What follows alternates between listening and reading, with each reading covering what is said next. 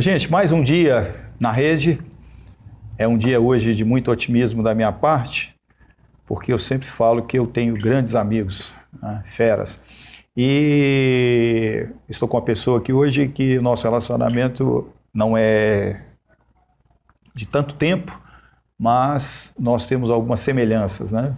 Então, eu sou engenheiro civil há mais de 35 anos e hoje nós estamos com um engenheiro aqui de alto nível, né, que eu queria te cumprimentar, doutor Jamil, né? Obrigado. E hoje nós vamos fazer o programa num formato um pouquinho diferente, né?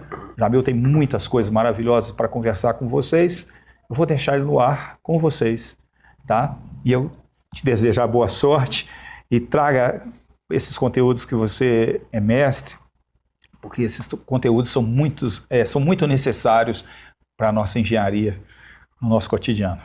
Ok. Prazer te receber com o nosso público, Muito doutor. Obrigado.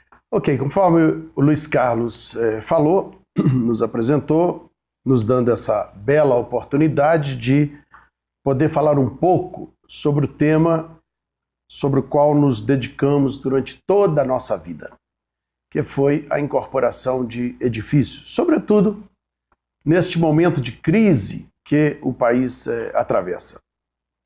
Crise, aliás, que me parece, sempre tenho me reportado com muita ênfase nisso, a mim me parece ser maior do que ela efetivamente é. Porque, veja, você liga a televisão, só escuta uma palavra. Crise, crise, crise, crise. Você abre o jornal, a mesma coisa. Crise, crise, desemprego, desemprego. Você começa a entrar num processo de medo que acaba ela tornando-se para você maior e lhe agredindo mais do que ela de fato é na realidade. Eu penso que o cenário atual é bastante propício ao empreendedorismo, à incorporação de edifícios. Eu explico essa frase. A gente já vivenciou toda a história da incorporação imobiliária no país, tema a que nos dedicamos durante 42 anos. A incorporação imobiliária tem 52 anos, portanto, praticamente vivenciamos toda a sua história. Em todos os momentos em que ela esteve bombando, em que ela esteve bastante fomentada, nestes momentos, seguramente foram os meus piores momentos. Por quê? Porque os estrangeiros vieram incorporar, como a lei permite. Quem são os estrangeiros? São profissionais de outras atividades que a lei permite que eles empreendam. Por exemplo, os médicos, os dentistas, os advogados, os comerciantes, os padeiros. A mão de obra seguramente vai faltar, porque muita gente empreendendo. O vendedor de materiais não faz nenhuma questão de vender para você, porque tem 10 para comprar. É nesse ambiente poluído que você deseja trabalhar? Hoje, não há um estrangeiro incorporando. Só fica no mercado os poucos que têm informação. A mão de obra, obviamente, sobrando. O vendedor de materiais tem que vender de qualquer maneira ou ele terá que fechar a loja. Comece a ver o empreendedorismo sob essa ótica. Vai ver que, de fato, é um momento privilegiado para a incorporação imobiliária. Agora, é necessário informação. E muita, como todas as atividades da vida. É muito triste a gente ter que afirmar, por constatação estatística, de que as duas tônicas dominantes da nossa área, entre nós empreendedores, são, lamentavelmente, a desinformação e o empirismo.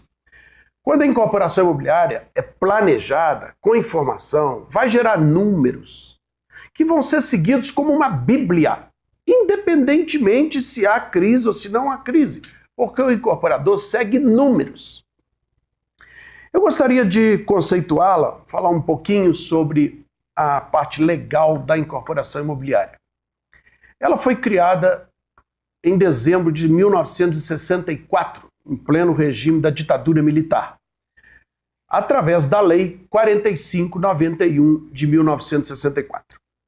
Esta lei criou para trabalhar no teatro da incorporação imobiliária 3 protagonistas, 3 atores principais. Todo o resto é coadjuvante. O cérebro, que é o incorporador, que é um prestador de serviço apenas, ao contrário do que pensa o mercado, que utiliza a matéria-prima deste proprietário de terreno para fazer o empreendimento com dinheiro do comprador. É a venda em planta, esta é a incorporação imobiliária clássica. Quer dizer, quem arca com as despesas é o comprador, não o incorporador. Então, por exemplo, uma pessoa que não tenha nenhum dinheiro poderia comprar um terreno de R$1 milhão? Pode e deve. Para pagar como se ele não tem dinheiro? Como o legislador previu, com unidades a serem construídas no local, a popular permuta. E deve por motivos óbvios, porque se ele despendeu dinheiro para adquirir um terreno, vai ter que se reembolsar desse terreno, desse dinheiro que ele despendeu no momento que for vender. Se ele não gastou dinheiro para comprar o terreno, não há nada para se reembolsar, sairá quilômetros à frente, evidentemente, nesta competição do mercado. Bem, entretanto, existem algumas questões muito polêmicas que a gente gostaria de abordar aqui. A primeira é o oferecimento daquele empreendimento ao mercado antes de ter a incorporação devidamente registrada no cartório de registro de imóveis. Isso é uma falta extremamente grave do incorporador, a lei configura isso uma contravenção relativa à economia popular. Por quê? Porque se você está vendendo um apartamento pronto, o risco do comprador é mínimo. Ele chega lá, olha, se lhe agradar, ele compra e ponto. Mas outra coisa é a venda em planta, em que ele está comprando papel. Então, esse papel precisa ter a chancela do oficial do cartório de registro de imóveis, onde ele vai examinar toda a papelada e, se convencendo que ela está toda segura para o comprador, ele então registra, habilitando você a iniciar as vendas no mercado. A outra questão muito polêmica é a necessidade, na hora da venda de um apartamento, por exemplo, você discriminar no contrato de venda, daquele preço que você vendeu, qual é o componente da construção e qual é o componente do que se chama de fração ideal, que é um somatório do terreno, do custo do terreno, com mais todos os custos que o incorporador teve, como propaganda, como corretores, como advogado, etc., e o próprio lucro do incorporador. Esse somatório chama-se fração ideal em valor, pela própria lei. Quando se discrimina isso no contrato, evidentemente, o comprador terá todas as condições de fazer uma avaliação técnica e, por livre arbítrio, comprar ou não. Quando o incorporador não faz essa discriminação no contrato de venda, o comprador só poderá fazer uma avaliação superficial, que é tudo que o legislador não quis.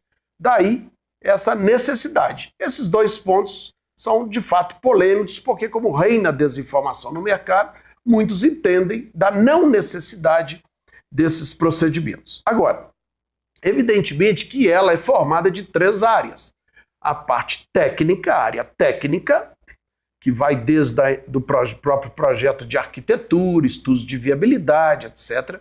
A parte jurídica, que é o respeito à Lei 4591, e a parte comercial também, né? As tabelas de vendas bem montadas, etc. Não adianta o incorporador ter uma parte técnica muito bem planejada se ele fere a lei ou se ele não está de acordo com a área comercial. Portanto, para ela ter sucesso, é fundamental que as 3 áreas, técnica, jurídica e comercial, estejam em plena harmonia, de acordo com a informação. Bem, o lema maior da incorporação imobiliária, que muitos têm dificuldade de compreender no mercado, sobretudo nesse momento de crise que o país atravessa, é que não existe incorporação fracassada. Quem diz essa expressão é porque não tem informação. Existe incorporação inadequada para aquele local. quando ela bem planejada, em momentos de crise, o incorporador seguramente terá sucesso. Eu explico em números para que fique bastante claro essa nossa colocação. Se em um momento de economia forte, crescente, boa, como já tivemos em várias fases aí, um certo apartamento seria vendido nessas condições por R$1 milhão. Se hoje, com a crise, eu só consigo vendê-lo, digamos, por R$600 mil, com a crise, número que eu vou buscar no mercado, através de pesquisa de mercado, por 600 mil, eu consigo vender esse apartamento? Na crise, consigo. Um apartamento que era vendido por R$1 milhão antes. Tá bom. A partir desse número, eu vou fazer um estudo de viabilidade econômica e financeira. Se esse estudo, ao final, conduzir a um lucro desta incorporação bom para o incorporador, o que pode dar errado?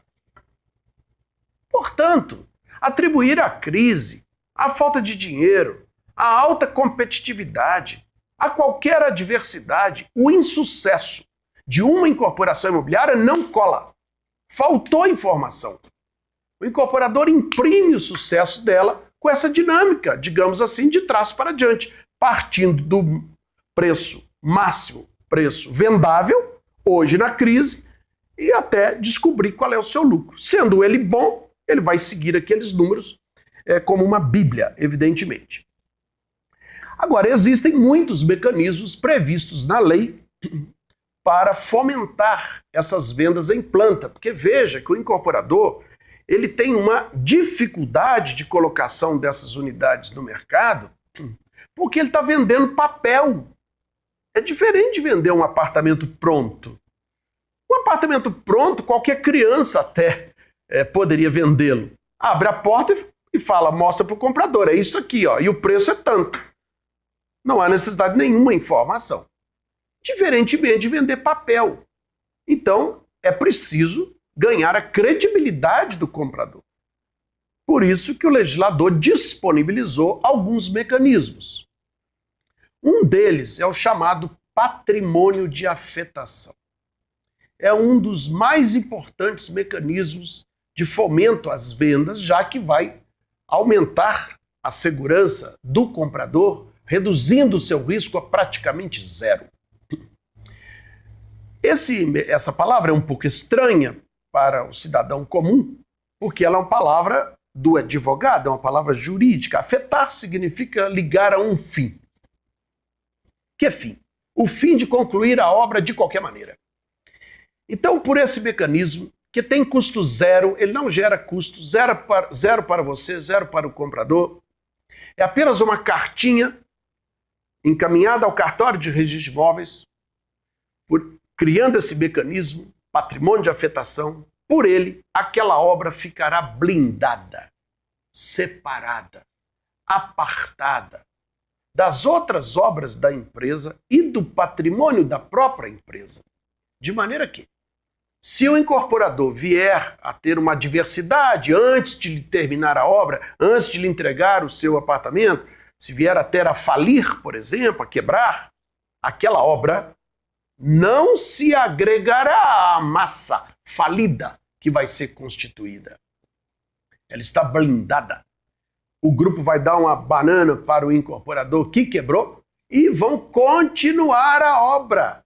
Ela não se agregará à massa falida. Portanto, é uma segurança enorme para o comprador e o comprador minimamente informado jamais poderia entrar numa incorporação imobiliária, comprar um apartamento em planta sem exigir do incorporador que ele adote o patrimônio de afetação, já que ele é opcional. As unidades, porventura, não vendidas nesse empreendimento pertencerão aos condôminos. Não poderão ficar com elas, terão que leiloá-las num leilão extrajudicial, tirou o legislador da justiça pela celeridade, e todo o dinheiro arrecadado nesse leilão é colocado nessa conta bancária para fazer a obra, de modo que é certo que a obra vai chegar ao seu final e vai até sobrar dinheiro, evidentemente. Entretanto, pela lei, esse dinheiro não pertencerá, essa sobra não pertencerá ao grupo. Terá que ser arrecadada da massa falida. porque o objetivo dele é concluir a obra de qualquer maneira. Bem, evidentemente que a incorporação imobiliária é um grande fomento para a economia. E um dos fatores que também é um tremendo motivador das vendas para que ela consiga fomentar a economia é o fato de que o conflito entre o incorporador e o comprador ou condômino será inerente ao processo.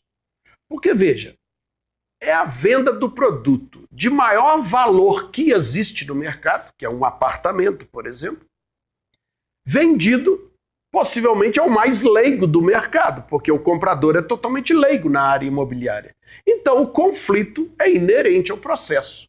É praticamente impossível evitá-lo. Onde os conflitos são resolvidos? Na nossa justiça comum, na nossa justiça estatal. Sabe aquela cláusula que você coloca no final de qualquer contrato, que já é uma cláusula cultural? O foro da cidade tal para resolver qualquer conflito? Talvez não saiba que acabou com esta cláusula de escolher a justiça comum, a justiça estatal, para resolver esses conflitos. Só que, lamentavelmente, ela está extremamente sobrecarregada.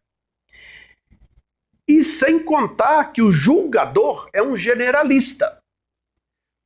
Porque, veja, os juízes são pessoas sérias, estudiosas, comprometidas, mas não são deuses para entender tudo de tudo.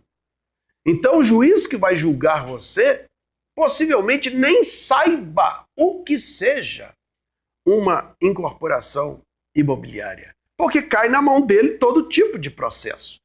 Então, ela tem, no nosso entendimento, dois problemas graves, a justiça estatal. Ela é extremamente lenta, permite 1 milhão de recursos e a decisão está na mão de um julgador. Isso contraria até o bom senso, a ordem natural das coisas.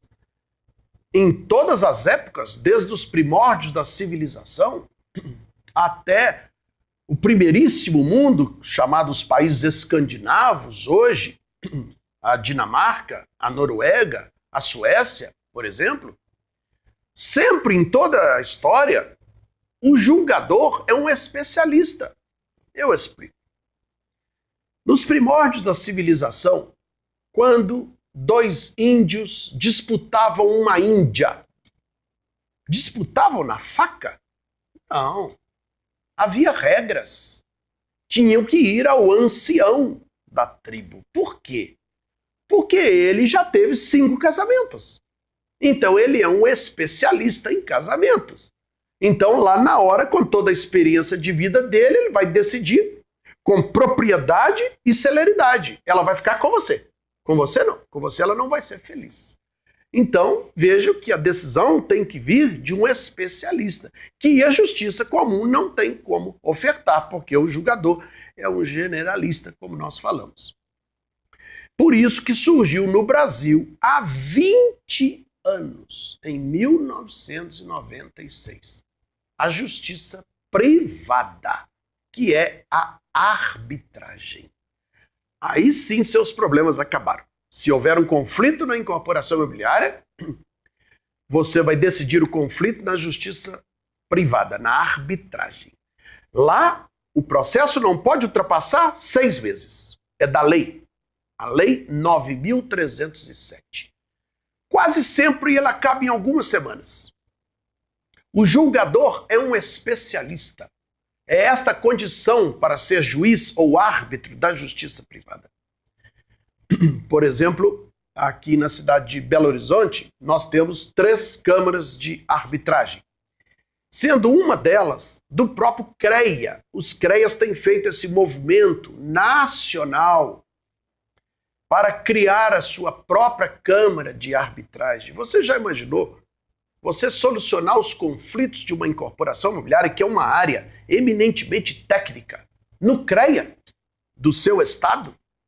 Veja que credibilidade que dá essa decisão. Não pode haver recursos, porque recorrer a quem? se a decisão veio de um especialista. Ela serve para tudo, à exceção de 3 áreas onde ela não pode ser aplicada. Não pode ser aplicada à justiça privada, na área de família, na área penal e na área tributária. Para todo o resto, arbitragem. Aí seus problemas acabaram. Como adotá-la? Muito simples. Basta substituir esta última cláusula de qualquer contrato na vida que fala o fora da cidade, tal, tirar aquilo fora e substituir pela cláusula compromissória da arbitragem, que são as próprias câmaras que fornecem o modelo delas. Para qualquer uma das câmaras, se você ligar para lá, fizer um e-mail para lá, ele vai lhe fornecer o modelo da cláusula compromissória que você vai trocar por isso aí. E se o comprador, que não está acostumado culturalmente com esse tipo de cláusula, achar inconveniente ou não entender o que ela significa, achar estranho, porque está acostumado com a outra, ou fora da cidade tal, se ao questionar o incorporador e o incorporador explicar o que ela significa, se ainda assim ele não quiser comprar, melhor que não compre. Porque quem não gosta da arbitragem, bom sujeito não é. Por que ele não quer resolver os conflitos num local que será decidido em pouco tempo por um especialista? Por que ele quer a justiça comum, que pode demorar na incorporação imobiliária até 20 anos, muitas vezes, até décadas, pelo tanto que ela está sobrecarregada de processo? Você sabia que há hoje em andamento mais de 100 milhões de processos no Brasil? Cada juiz da justiça comum tem, em média, hoje, em andamento, 10 mil processos. Cada um deles com a média de 1 metro de altura de papel. Quando ou se ele for ler com toda a propriedade um processo desse, página por página, para prolatar uma sentença justa, ele vai levar 15 dias. Quando ele terminar de ler esse processo e prolatar uma sentença justa, já terão entrado 8 novos processos. E assim ela vai só emperrando. Né? Então, por isso é que há 20 anos foi criada a justiça privada, como é no primeiríssimo mundo, nos países escandinavos, onde praticamente todos os conflitos são resolvidos na justiça privada. No primeiro mundo, Estados Unidos, Canadá, 80% dos processos são resolvidos na justiça privada. É uma questão cultural, meramente cultural. O brasileiro tem a cultura judicialista, que nós temos que eliminar. Temos que entender que o mundo atual pede a mediação, a conciliação, a arbitragem, o acordo, não a briga. Porque a briga não interessa a nenhuma das partes.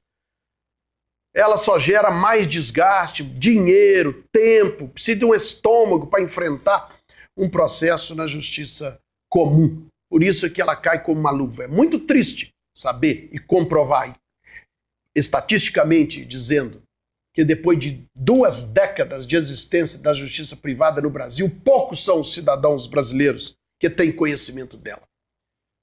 Então, espero que essa nossa pequena palestra possa lhe auxiliar, pelo menos nesse particular, para qualquer contrato que você fizer na vida, tire aquela cláusula final fora da cidade tal e substitua pela cláusula compromissória da arbitragem. Bem, a incorporação imobiliária, evidentemente, ela é extremamente importante para o fomento da economia do país, porque ela é a mola mestre da economia deste país. É ela que coloca em campo mais de 80% dos canteiros de obra dos condomínios edilícios deste país. Essa palavra edilício é para significar o nosso condomínio, para diferenciar de outros. O nosso condomínio de apartamentos, de salas, essa palavra estranha do Código Civil é porque ela veio da Roma Antiga, em que o magistrado que cuidava dos edifícios públicos era o edil, daí o nosso condomínio edilício. Cada um desses canteiros de obra que eu disse, abraça a grande massa trabalhadora mais desqualificada que existe, que é o servente de obra, que nunca conseguiria emprego em outra área. Veja a nobreza da nossa área. Ela é tremenda fonte geradora de empregos. Uma obra simples gera aí 20 empregos diretos ao mínimo, 200 indiretos ao mínimo. Faz rodar a economia, faz rodar a indústria do cimento, a indústria da madeira, do vidro, da cerâmica, da tinta. E, sobretudo, ela realiza o sonho das pessoas. Que atividade realiza sonhos? A incorporação imobiliária realiza o sonho da casa própria. Por isso é que ela é uma atividade, sendo muito nobre, extremamente rentável.